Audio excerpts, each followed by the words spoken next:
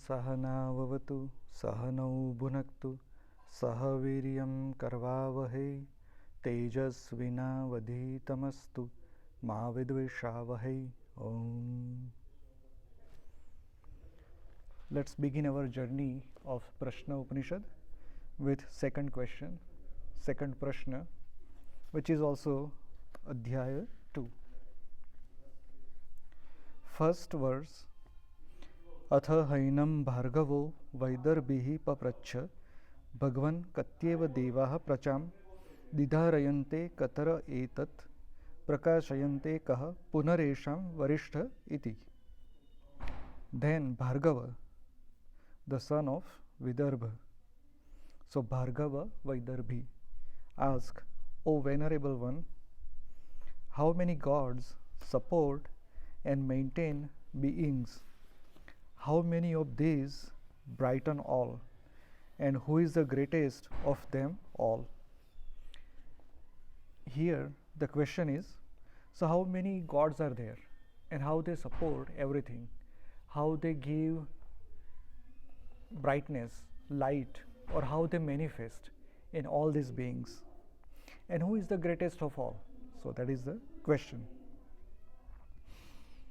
Second verse. तस्मै स होवा चाकाशो ह वा एष देवो वायुरग्निरापः पृथिवी वाङ् मनश्चक्षुः श्रोत्रं च ते प्रकाश्याभिवदन्ति वयमेतद् बाणमवष्टभ्य विधारयामः. To him he said, the sky is that God, and so are air, fire, earth, speech, mind, sight and hearing. These manifested themselves or brightened themselves or enlightened themselves and declared, we hold this body and support it. So this body itself, whatever the faculties this body has, all these are various gods, and the names mentioned here is sky, which is Akash, Vayu, air, Agni, fire, Apa, Jad, Prithvi, earth, Vang, speech, Mana, mind, Chakshu, sight or eyes, Shrutram, hearing. So all of our senses, they are gods, because gods express themselves via all these faculties and Panch Mahabhuta, because body, the gross body, physical body is made up of 5 Mahabhutas, Panch Mahabhuta. So all these Panch Mahabhutas, they are gods, and all the senses or faculties of senses, they are also gods. Third verse. तान् वरिष्ठः प्राण उवाच मा मोह मा पाद्यथ अहमे वै तत् पंचधा आत्मानं प्रविभज्यैतद्वा नमष्टभ्य विधारयामीति ते अश्रद्धाना बभूवुः. Then Varishtha, chief among all, Prana, said, do not be deluded thus. I myself, having divided myself into 5 parts, hold and support this body. But well, the gods were doubtful. So now all these Panch Mahabhutas and all the senses, they are gods. But then Prana is Varishtha, because Prana said, I am divided into 5 faculties and support this body in various ways. So I am Varishtha, I am chief. Fourth verse. So abhimanana durdvamut kramat iva tasminnut kramatya thetare sarva evot kramante tasmischa pratishthamane sarva eva pratishtante tadyatha makshika madhukara raja na mut kramantam sarva evot kramante tamischa pratishthamane sarva eva pratishtanta evam Vang manaschakshuh shrutram chate pritaha pranam stuvanti. Then he, as if from indignation, appeared to go upward and out of the body. Thereupon the others also went out. When he settled back, all others also settled back. Just as when the queen of bees goes out, all go out. And when she is settled, all others settle. Similarly did speech, sight, hearing, etc. Now understanding, they all praised the Varishth Prana. So the Panch Mahabhutas and sensory organs and senses, all are gods. So they were doubtful when Prana declared, I am Varishth, I am chief. So Prana gave them an example. When Prana started going out of the body, all of a sudden,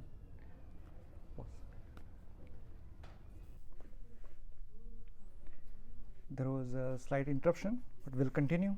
We were at 4th verse of 2nd question.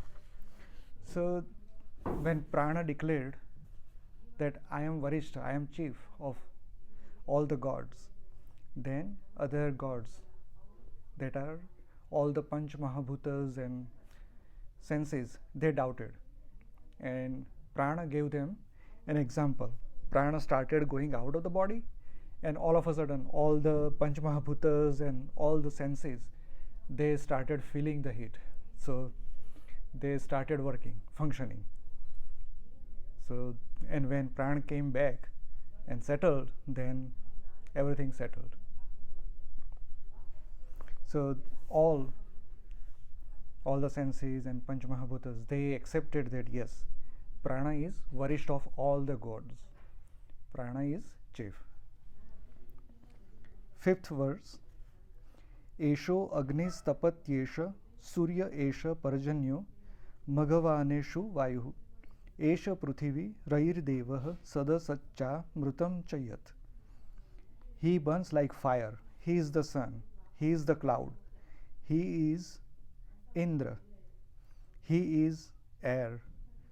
This God, that is Prana, is the earth, matter, which is Rai, the real, unreal, and immortal. So everything is Prana ultimately. All the Panch Mahabhutas, all the senses, and every object we see around us, including sun, clouds, Indra, which is Maghavan, air, Vayu, and earth, of course, it's mother of all of us. Then Rai. In previous question we saw that Rai and Prana were born out of Prajapati.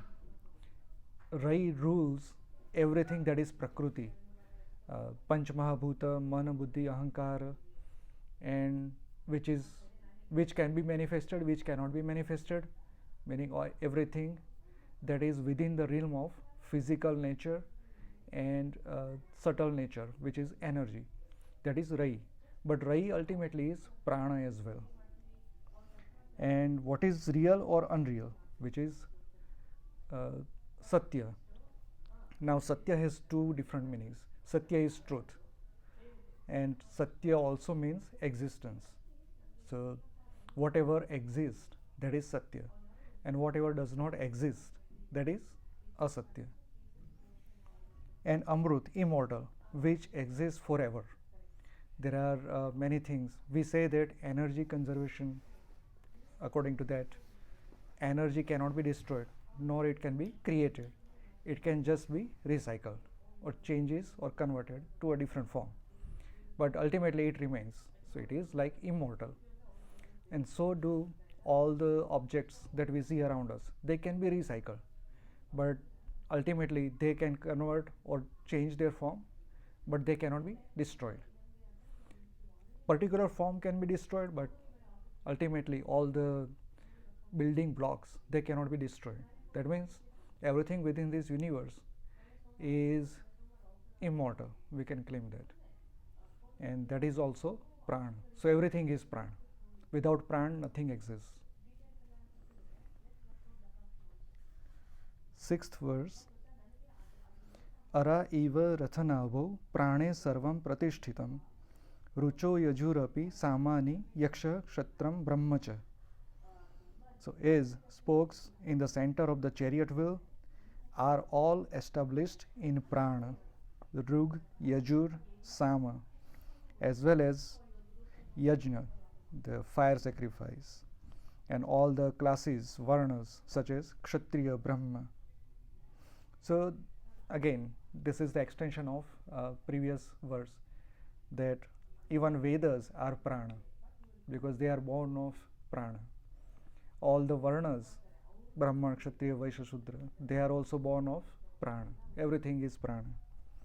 Even yajna, whatever fire sacrifice we do, whatever we offer in that yajna, in that agni, including agni and whatever that yajna vedi is made up of, and whoever we are offering, and whatever happens after that, I mean after offering, because agni is duta for all the gods. So all these that is involved is prana.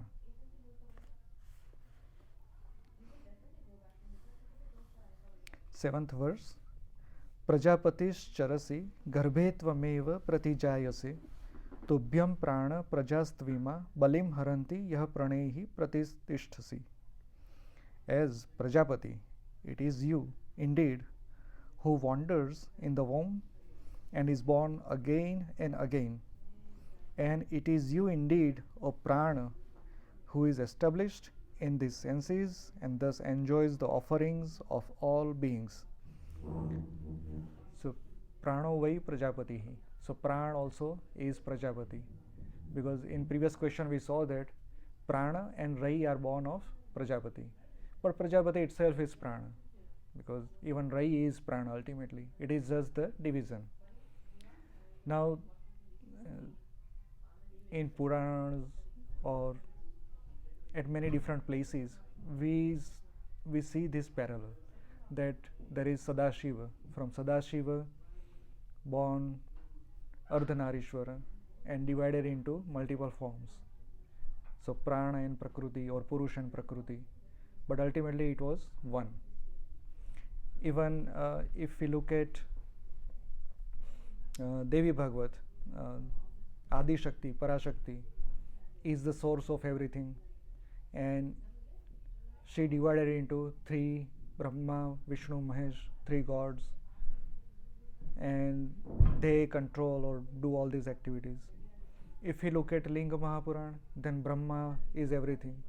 Brahma became Vishnu, Brahma became Shiva, and everything came out of it.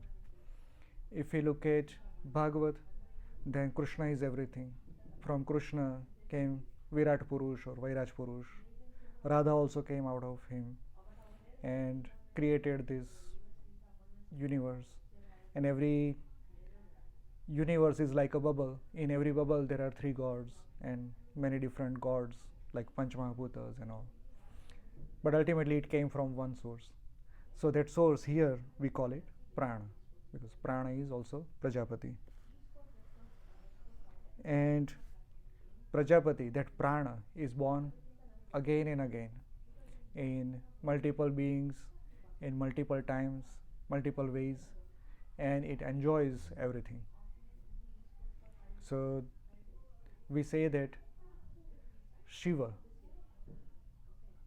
or Parbrahma thought of creating this universe or multiple universes, and because of that thought,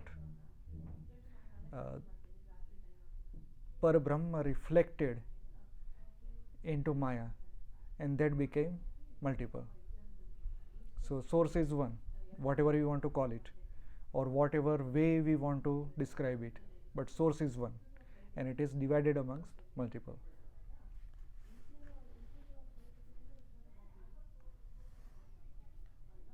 Eighth verse. Deva namasi vahni tamah pitrunam prathama svadha rushinam charitam satya matharvangira samasi. You are the vessel of gods. You are the first offering to ancestors, which is Svadha. You are the true conduct of the sages, Rishis. You are indeed the Angiras of Atharva Veda. Or we can say, this is attested by Atharva Angiras. So earlier we saw that three Vedas, Rug, Yajur and Sama, that is Prana. Now here Rishi is mentioning that Atharva Veda, that also praises that indeed Prana is everything. Atharva Veda has many rituals. Yajur Veda is about Karma Kanda, fire sacrifice. But Atharva Veda touches all and every aspect of human life, our daily activities, all the diseases and whatever social problems we can face. So all these issues, Atharva Veda tries to tackle that in different ways. And we can say that root of Ayurveda is in Atharva Veda, because they mention about certain medicines using various plants, herbs, or even mantras, mantra chikitsa. So everything is in Atharva Veda, and Atharva Veda has Pitru Tarpana Kriya, and for Pitru Tarpan we say Svadha. So Svadha is the energy that carries our ahuti or our offering to Pitrus, our ancestors, and that is indeed Prana. So Prana is everything.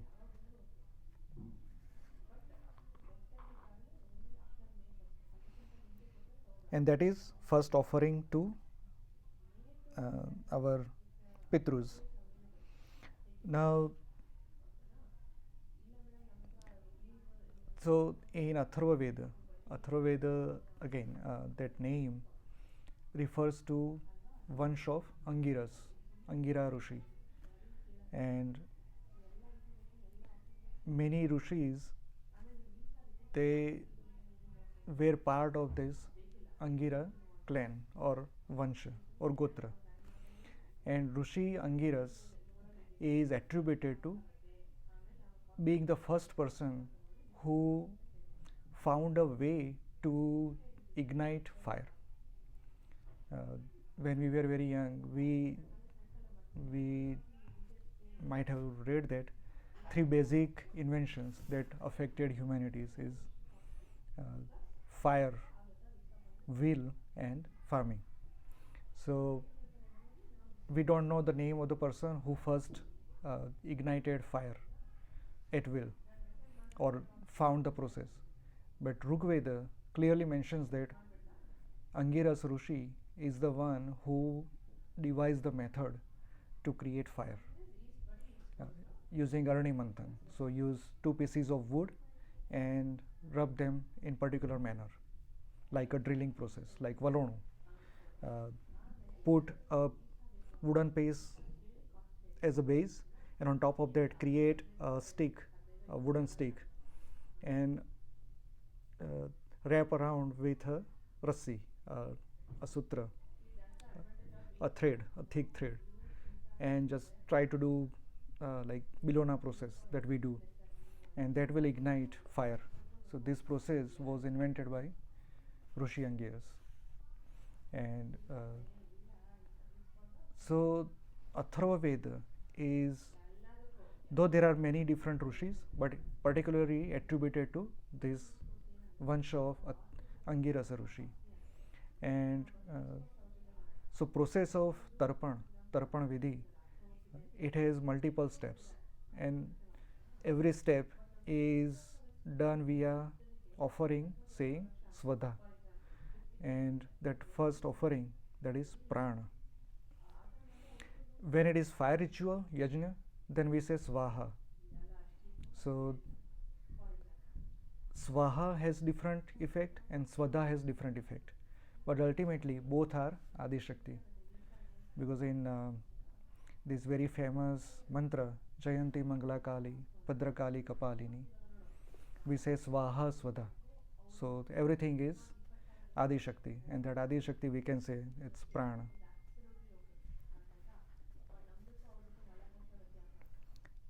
ninth verse. Indrastvam prana tejasa rudro asi parirakshita tvamantarikshe charasi suryastvam jyotisham pati. O prana, you are Indra, you are Ridra, resulted from Tej. You are the ultimate protector. You roam the skies like the sun. You are the Lord of light. So again, these are many different forms or gods that are also prana. So Indra is king of all the gods. Rudra is Mahadev and is the form of terror. Ultimate protector, which is Vishnu, protects from everything. Skies like, the one that roams the skies like the sun. So it's everywhere. Prana is everywhere. Prana is the fundamental building block, we can say.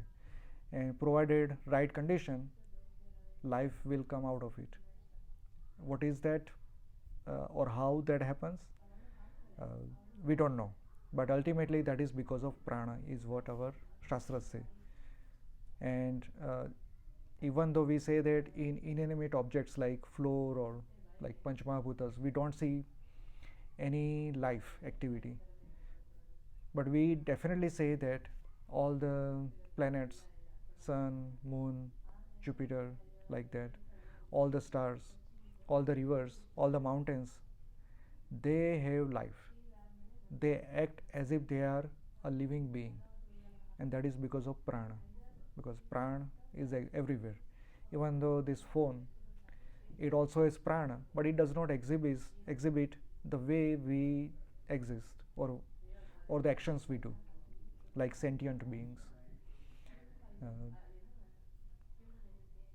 So even though it has prana, but there is a variation. We can say there is virus versus human being. So virus has prana, human being also has prana, but their power, their expression, their manifestation is way different. They are two extreme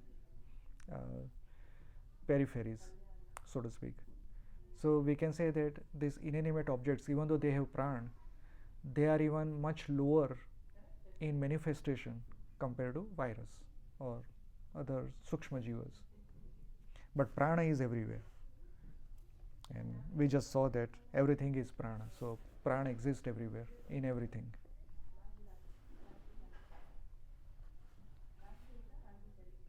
Tenth verse.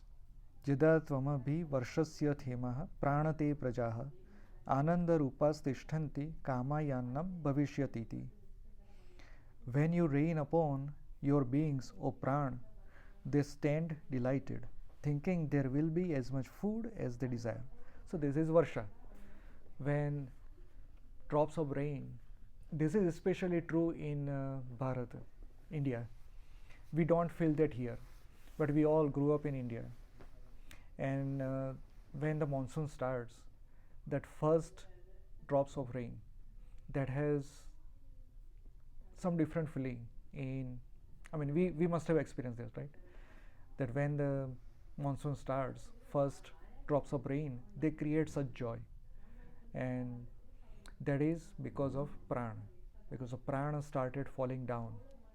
And that's why, even though we don't feel it, but any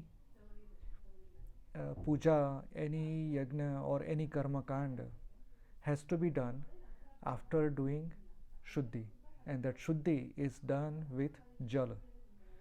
So jala shuddhi, we say, take achman or sprinkle water. Even Mahakumbh, we say that go and take snan at Triveni or at any place that you can do, or even sprinkle jal, because that jal has higher degree of prana that gives that joy, and that's why it is important to have that as part of it. 11th verse. Vratyastvam prane karsharatta vishvasya satpatihi vayamadyasya datarah pitatvam matarishvanah. O Pran, you are the one for whom no sacred rites have been performed, yet you are the enjoyer of the very first rite. You are the benevolent Lord of the entire universe. We are the givers of offerings unto you. You are our Father, O great wind. Now that great wind is Matarishva, which is present everywhere. And that Matarishva is again Prana. There are multiple Visheshans used here. First is Vratya. Vratya is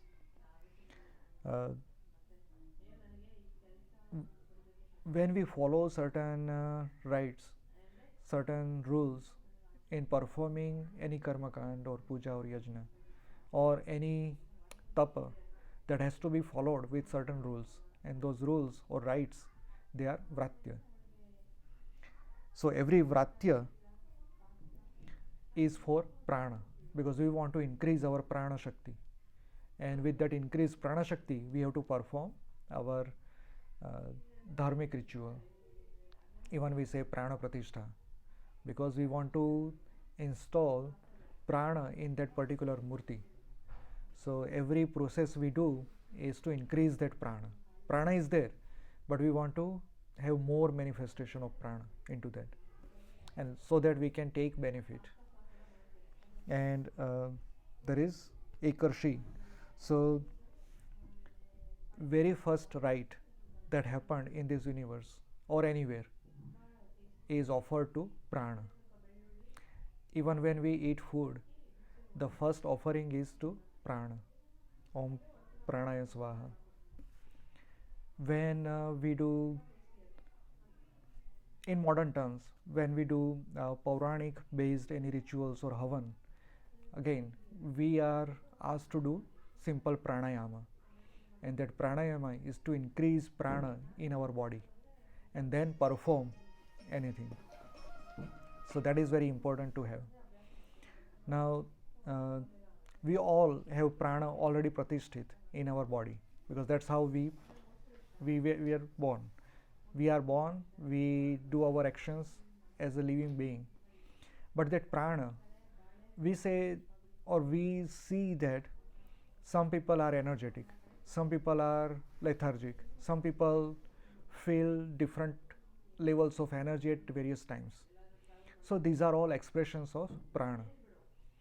Say if you feel lethargic and do Prastrika pranayam, all of a sudden you see a rush of energy, because you took more prana outside from the air, which is Matarishva, and then you increased your prana.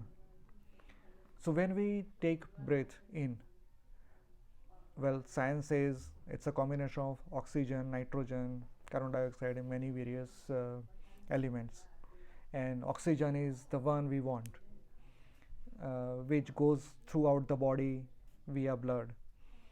But our spiritual science says that oxygen is just the vehicle, because via vehicle prana is carried forward. There are many organisms, they work with carbon, they work with silicon, they work with different elements. So for them, these elements, the physical elements, are just the vehicle, but ultimately prana is carried forward and expressed. So our biology is such that we need oxygen, our environment is such that we need oxygen, and with oxygen that prana is moving in the body. When we breathe out, carbon dioxide is going out, but prana stays in. So we have heard many stories, right? Some elderly people or somebody who would say, that's it, I am living, and that happens to be true. Many a times we experience that. So how one can say that? So if we are little prabuddha, I would say, if we do simple practice of watching our breath, we can experience that when we breathe in, oxygen enters, air enters in the lungs, And when we breathe out, something is left beyond air.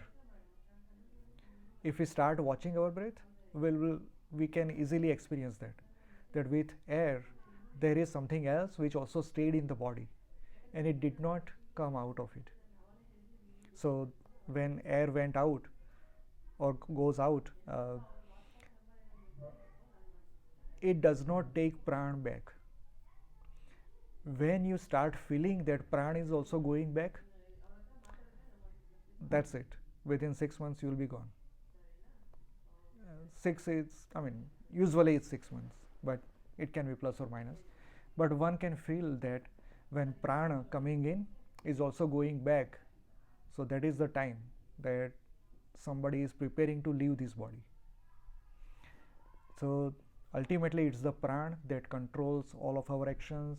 Our atma is also attributed to prana, because ultimately prana is the one that created everything. So in that sense, prana is Parabrahma.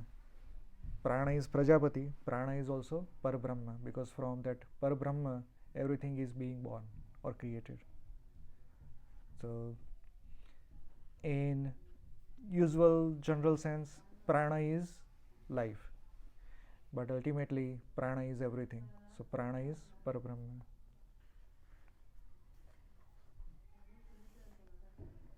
12th verse.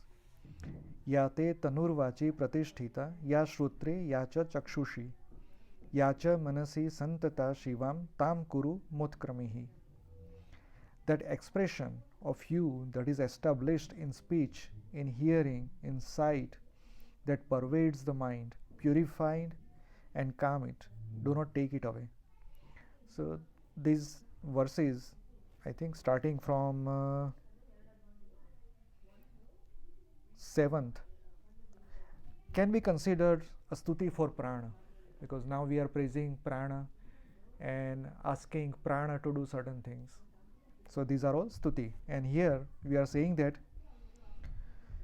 your expression, the prana's expression, are in our all the senses. So you express more. If we want to master speech, then we need to focus or concentrate our prana in speech. If we want to listen properly, then we want to channelize our prana in that listening process. If we want to see or look beyond, we need to focus our prana in that process. See, I have spectacles because I am not paying much attention of focusing my prana in eyes, or the eyes, they are using up all of the prana that I might have focused or concentrated in my prana, my chakshu. So ultimately it's wearing down. So I need to do something about it, and that is the testament that I have spectacles. So our body, when we feel low, that means it is time to consume more prana, and one way of doing that is consuming food with more prana. Many a times we see that if we consume food that is frozen for many months versus pluck some fresh food and eat it, our body can feel that difference right away, because that fresh food, it has more prana, whereas the frozen food has very less prana. It has prana, but as compared to fresh has more prana. So when we feel low, do some exercise, because then we breathe more in, right? That prana we are pumping, and physically we say that okay, oxygen is moving throughout the body, but oxygen is carrying more prana everywhere.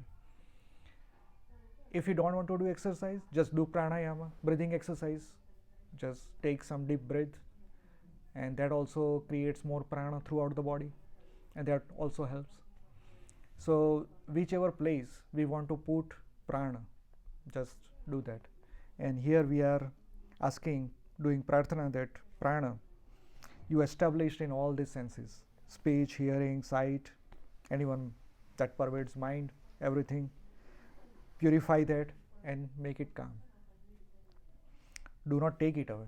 So you just settle in all these senses and throughout the body, and that is ultimately the goal of pranayama.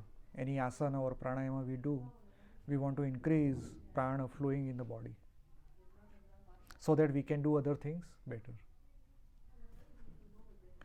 See, if we do pranayama and then do dhyana versus just sit and start doing dhyana, there is a difference. You can instantaneously feel that. Because after doing pranayama, if we do dhyana, we consume more prana, we concentrated more prana throughout the body, and that helps mind also. So if we concentrate more mind before doing any action, that is always beneficial. 13th verse. प्राणस्येदं वशे सर्वं त्रिदिवे यत् प्रतिष्ठितं मातेव पुत्रान् रक्षस्व श्रीश्च प्रज्ञां च विदेहि न इति. Everything that exists in the three heavens is subject to the control of prana. Protect us as a mother protects sons. Give us prosperity and wisdom. Now, this is the last verse, or we can say it is last mantra or shloka of this prana stuti. I think this independently can exist as prana stuti from 7 verse onwards, 7 to 13. Not sure whether it is being used that way or not, but this indeed looks like a prana stuti. And here in the last verse, Rishi is saying that everything in three heavens, Bhur Bhuvaha Swaha, everything that exists in Bhur Bhuvaha Swaha is prana. And protect us like mother.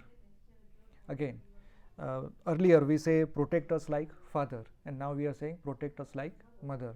So protect us with both the qualities, motherly love and fatherly discipline. So protect us like both of those, and give us prosperity and wisdom. Now prosperity is, gnana is also prosperity, physical strength is also prosperity, and material gain is also prosperity. So all these Aishwarya, Shri is expression of prana. And wisdom, when mind is purified, when mind has more prana, definitely intellect activities will increase. And so we are asking prana, we are doing this prarthana or stuti. And that concludes our second question. How many questions are there? 6 questions, 6 questions total. So I think we can start third next session. We have some 5-10 minutes, but I think it's good to stop here. And who's asking these questions? So there are 6 different rishis or kings, and though they are from 6 different regions from Bharat, and they got together, went to Rishi Pipalad ashram, because they think Pipalad Rishi has answers to all these questions. So they went there, they asked Rishi Pipalad, and Pipalad Rishi said, okay, you want to ask questions, but before that stay here and stay with me in this ashram for 1 year. So they all stayed there for 1 year, and because they come from different regions, now they want to ask questions Rishi Pipalad, but they need to be first prepared to ask questions, they need to be worthy. So they are preparing their cells of that ashram, sadhana and whatever rituals they might be following. So they wanted to be in tune with Rishi Pipalad first, and then they started asking these questions. So basically these are the questions of our mind, we can say, because we all have these questions, that who are the gods, where do we come from, and how this exists. So all these are the questions. And so we can say that there are 6 different faculties in our body, they got together and did dhyana. Rishi Pipalada, he is said to be born, somebody just put that child near Pippala Vruksha, and that child consumed people pan, the leaves of people, and that's how he grew. And he grew maybe 8-10 years old, and Narada Muni passed by. So that boy asked him a question, "Who am I?" And Narada Muni Rishi Devarshi uh, tells him, I don't know the exact story, but he tells him, "This is how you were born," and all that. And he gave him that name, Pippalada, because you are born here and uh, you were nourished by Pippala Vruksha. And if you look at Bhagavad Gita, there is Ashwatha in our body also, which has roots upwards, branches and leaves downward. So that is our body, our mind, that is in downward direction. That is a Pippal Vruksha. That means these questions, some 6 different regions of our body, when we do dhyana, go within the Atma, try to find that. That is kind of what is given as metaphor here. Or this could be a real story. Pippalada Rishi existed before, right, in our Pauranic Vedic time. So that is quite possible that these are the historical figures. That is also possible. But everything that is in our Itihasa can be seen within body or can be seen outside. So that is possible. But every seeker has 6 basic questions, and those basic questions are in Prashna Upanishad. And it's very interesting. I mean, if we read Bhagavad Gita, it summarizes everything. All these Upanishads, all the 10, 12 major Upanishads, everything is kind of given in equations in Bhagavad Gita. Because every word in Bhagavad Gita kind of reflects in Upanishads. And Upanishad is like a bridge between Vedas and Vedanta, which is Bhagavad Gita, Brahma Sutras, and other texts. So Upanishad kind of is a summary of Vedas, because when we read Vedas, it is very hard to comprehend in spiritual terms. We need a guru to unlock, or persistence and little sadhana to unlock the hidden meanings. And what those meanings are in reality are expressed in Upanishads.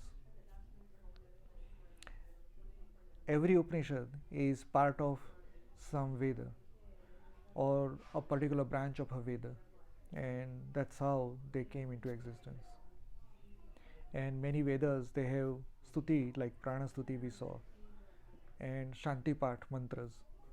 They are very important because they are used to calm mind, unlock hidden energy, focus prana, and then start studying. So that has very important. This is a very important process, I would say. So we can end here. Om Purnamada Purnamidam Purnat Purnamudachyate Purnasya Purnamadaya Purnameva Vashishyate. Om Shanti Shanti Shanti.